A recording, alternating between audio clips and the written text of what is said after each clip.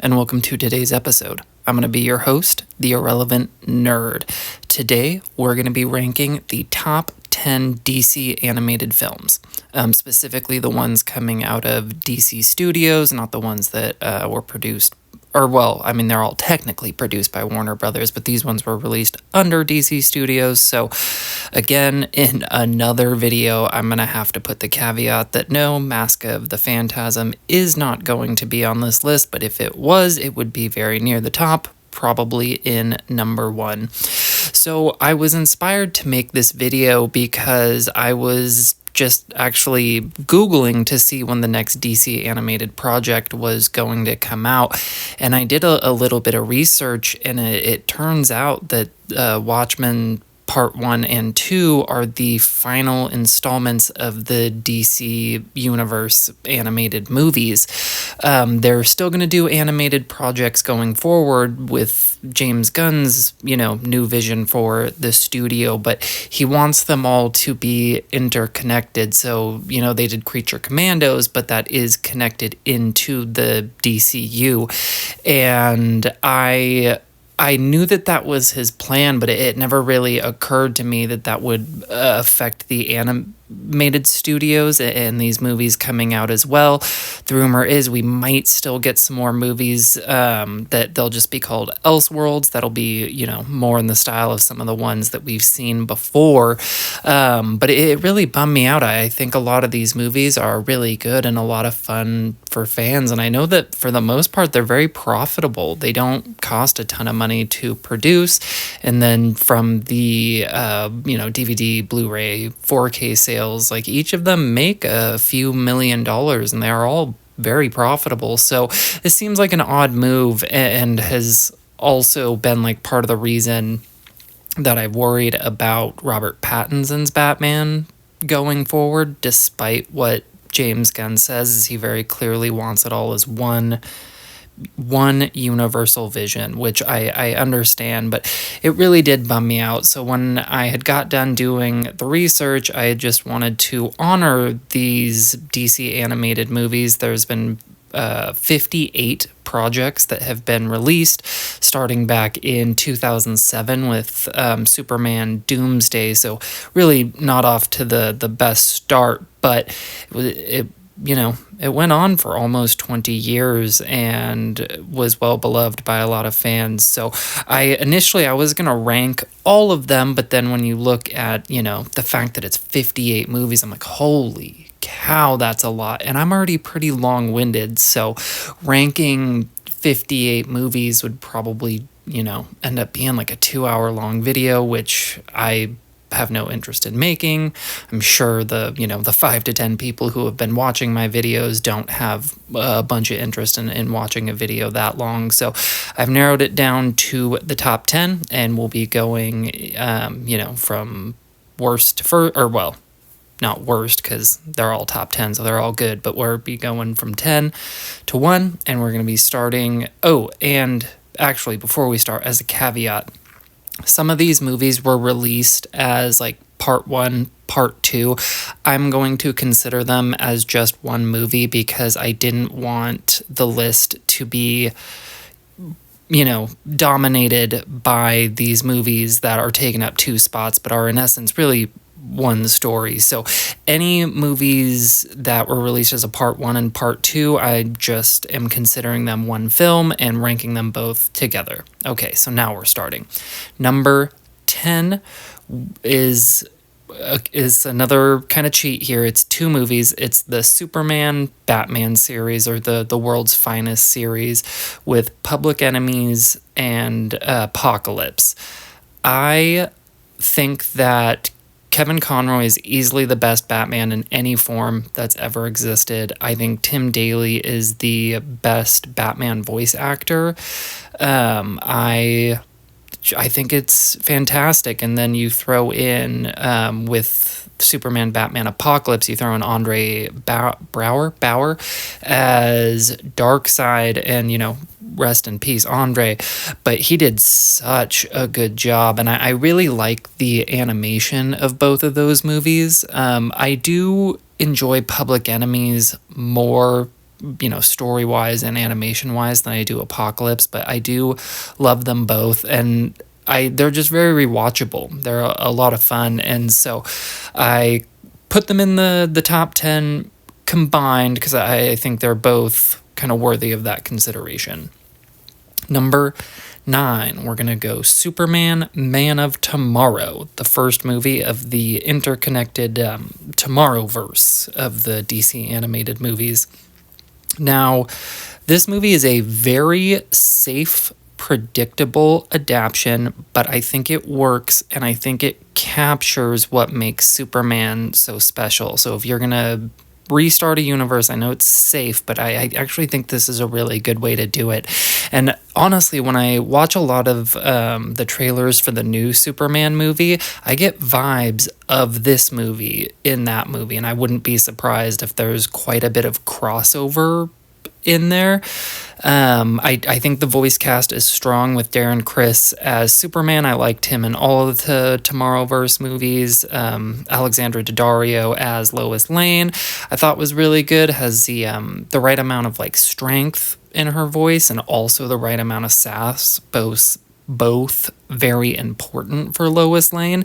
And I do like Zachary Quinto as Lex Luthor. I think he does a good job. He just kind of has one of those voices that I think lends itself very well to evil characters. But like I said, very simple, but I think it's very fun. You have Lobo and you have just the main spirit of Superman there. And the animation style, this is the first time that we get to see it in these movies, and it's fresh and it's vibrant and it's fun and it looks like, comic book drawings on a page, and it just, very refreshing, even though it is a very simple Superman story. So number 8, this is part 1 and 2. And they are apparently the final installments of the DC animated movies, but we're going to go with Watchmen 1 and 2. I loved these movies. I thought they were fantastic. I loved Katie Sackhoff as Silk Spectre.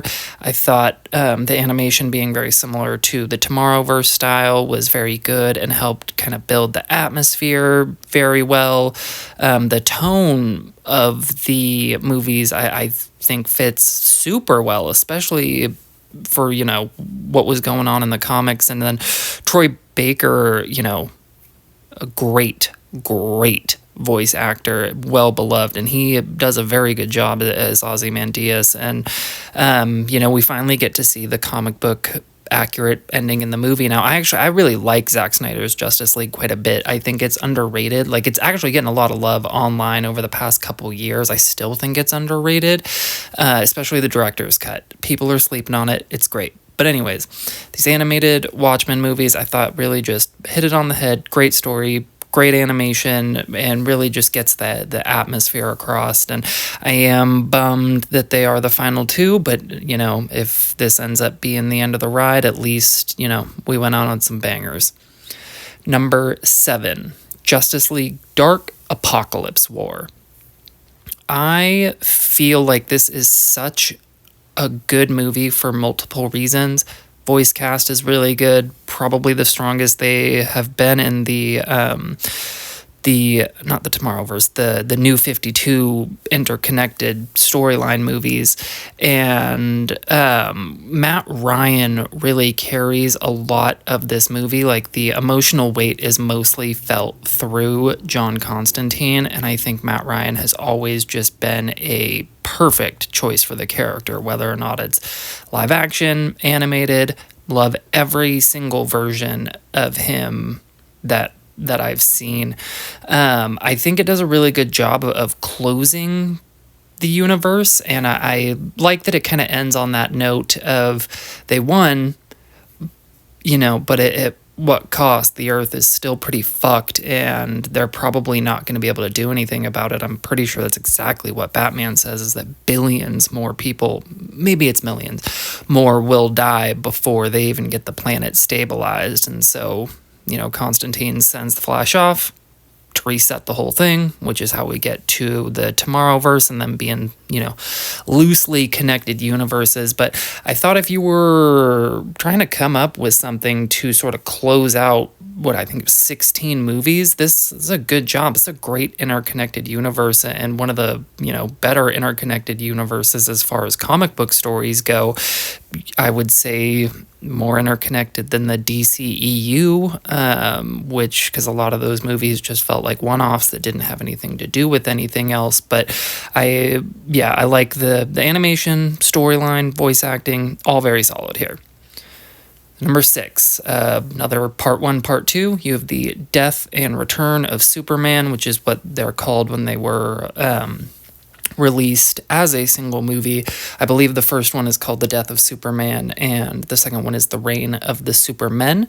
This is my favorite voice acting that Jerry O'Connell has done for Superman. I think he was decent throughout most of the New 52 line of these movies. He's not my favorite Superman, but in particular, I thought he did a really good job in this movie, especially because so much emotion needs to come through his character and how much he cares around the people, or for the people around him, as well as how much the people around him care for him. And I think the voice acting does a lot to kind of hype that up, especially near his death. I thought he did a really good job, and this was his best performance as Superman.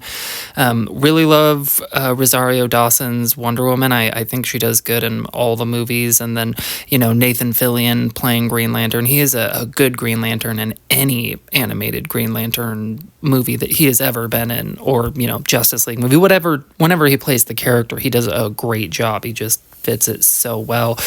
But I think, especially in particular, the first half with the death of Superman, it's a much better portrayal of that happening than when you had gotten in Superman Doomsday.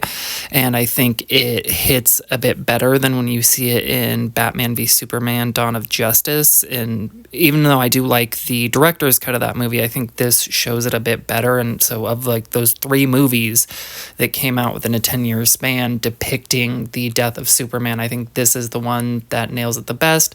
In particular, seeing Lois Lane's response and the rest of the Justice League's response when they come and they find his dead body.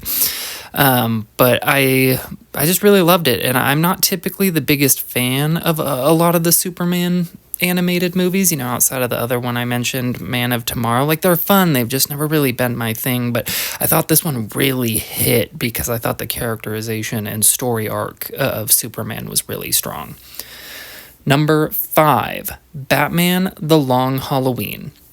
This is the first Batman movie in the Tomorrowverse, and first I gotta bring attention to the voice cast. I thought they nailed it. Jensen Ackles as Batman did a fantastic job, and I was a little worried that I wouldn't be able to hear it after loving him so much as Jason Todd Red Hood in Batman Under the Red Hood, but I just thought he nailed it. He's a great demeanor, and his kind of deeper voice, I think, just really suits the character without him having to do like a Christian Bale, like, I'm Batman type of voice. And Josh Duhamel as Two-Face, I was surprised by. I didn't ever really know that he did voice acting, and so pleasantly surprised there.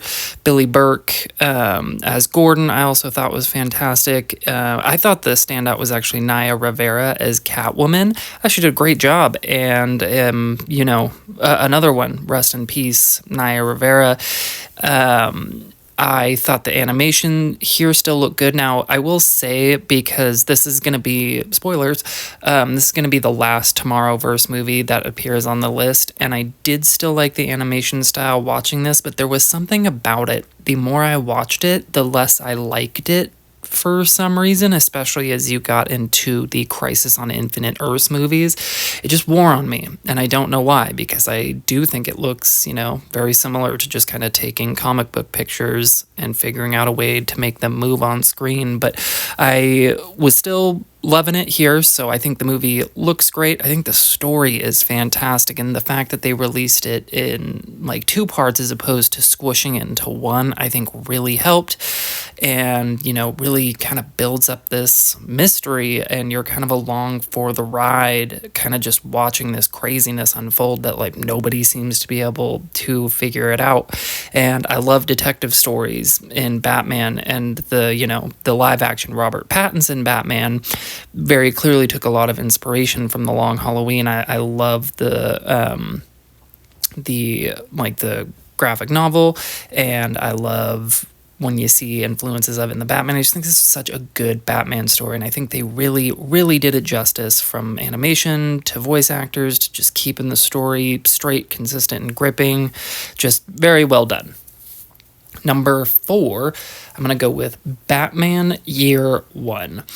Now, Batman Year One technically exists in the same continuity as The Dark Knight Returns, Part 1 and 2, and they all do have that similar, darker, grainier animation style, which I actually really like, especially for the Batman stories. And again, the voice cast here is very strong.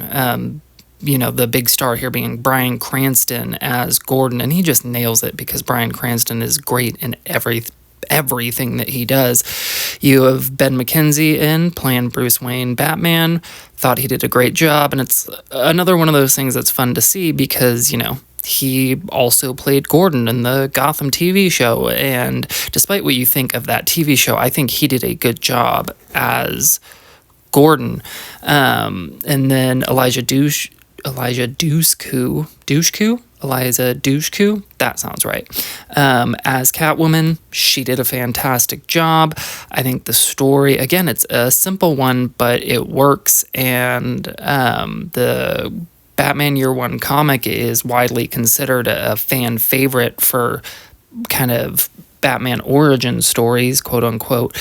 And I just think, they really nailed it. And I don't always just rate these movies based off of how do they interpret how accurate is it to the source material, because sometimes I think you can change things about the story and it's a new entertaining story in its own way. But I think, the love around this story, I just think they did a good job, showed a lot of respect, and so I really appreciate this adaptation. Number 3, we're going to go with the Flashpoint Paradox, which did launch the new 52 interconnected DC movie universe. And the Flashpoint Paradox comic is so good, so well loved, and the hype for this animated story was real, and I was so happy that it did not disappoint. I love the animation style. I love how Flash looks. I love in particular how Reverse Flash, Eobard Thawne, looks. I love how they did the Thomas Wayne Batman. I think it just looks exactly kind of like you're looking at that comic book. Voice cast, all very strong. My favorite actually is Michael B. Jordan as Cyborg. I actually didn't realize that was Michael B. Jordan until, Michael B. Jordan became this big star, and then you go back and look at his filmography and you're like, oh my God, had no idea. But I think it did a really good job setting up the foundation of these characters, and then I think it's such a cool way to start a universe is to, show the world a little bit, because you get the intro scene with him fighting his rogues gallery and the Justice League shows up to help him, to how the world changes, and then he comes back, and then this universe, unfolds, and then by the time you get to Justice League Dark Apocalypse War, you have Constantine looking in on the Flash and realizing that him going back and doing that is the reason that this universe came out so screwed. So he tells him to go and reset, try again, which obviously leads to the Tomorrowverse for the animated movies. But I just thought this nailed it on every level. Don't really have any complaints. Maybe this is one that I wouldn't have minded at all, them splitting into a part 1 or part 2, or as opposed to going more for that hour and 15 minute, hour 20 minute runtime that these animated movies usually do. Maybe go for hour, 40, hour 50. I feel like a lot of fans would have been here for it, could have stretched out a little bit more, but obviously, not everything's going to make it into the movie, but that's really the only complaint I have. But what we got, I think, is a great, great movie. So number 2, we have our last two-parter of the list, and we have The Dark Knight Returns 1 and 2. Very similar to Batman Year 1, just the dark, grainy animation style. I love it. I think it looks so good, especially for this version of the character. Maybe it makes a little bit less sense in Batman Year 1, but when he's like this old man and everything is just dark and faded out, I think it is a good representation of where, Bruce Wayne is in his life. And so animation, fantastic. Peter Weller playing this aged Bruce Wayne in Batman, I thought he did such a great job. I buy it. He has a natural strength and charisma to his voice. I really liked Ariel Winter as Carrie Kelly. Very kind of different and fun Robin, and one thing I kind of like about her Robin is there are times that you are on Alfred's side where you're like, is this the best use of her time? Is this safe for her? Is she properly trained for this? But then you see her in action and she's competent, and really through a lot of her own self-training and just being smart and resourceful. I really think she kind of grows on you as Robin throughout the movie. And of course, the fight with Superman is just incredible. And I love that, he gives Superman, the speech where I want you to remember who beat you speech, which I thought was such a mistake to not have a version of that in the live action Batman v Superman movie. I know the whole Martha resolution would have kind of made that, I don't know, impossible based off the way that they set it up, but I think that would have been such a fun scene to see in live action. Was bummed that they didn't do it, but I think this movie nails every aspect. I have zero complaints. I think it's a near perfect adaptation of what you could do. I like that they didn't try to modernize it or anything like that. Kept it in the original timeline of the comics, and yeah, it doesn't get much better than this. So number 1, we're going to go with Batman Under the Red Hood. And like I said earlier, if you are one of the 5 to 10 people who do watch my videos, it's probably no surprise to you that this is on the top of the list. I think this is a perfect Batman animated movie. It is an impactful story. The pacing is fast, and there are no moments that drag. Especially, these movies don't have a tendency to drag because, they're an hour and 15 minutes, but some of them surprisingly do have pretty boring stretches of time in them despite being so short. But pacing is fantastic. The voice cast is so good. Bruce Greenwood, my second favorite voice actor for Batman. I love him here. I love him in Young Justice. He just has the gravitas and the strength that Batman needs to have in his voice, and just kind of that magnetism. And Jensen Ackles being the Red Hood does a great job. His voice just fits this dark, brooding, kind of gruff version of this character. And then Neil Patrick Harris as Nightwing, absolutely love. It's this is a very stacked cast. I mean, you have Jason Isaacs in here as well.